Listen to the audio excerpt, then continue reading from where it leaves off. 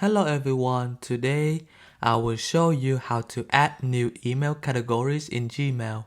If you find this useful, then please leave a like and subscribe. So first you need to go to Gmail and let's say you click on the three bar at the top left and you see there are a lot of categories. And let's say you want to create your own category of Gmails.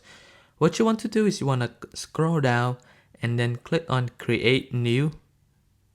So let's say I give it as school. So this category will only compose of school emails, and then I can hit save. So as you can see on the left side, that the new label will be created and you can move any school email to this label. So this is very helpful because maybe you want to organize the email into different categories.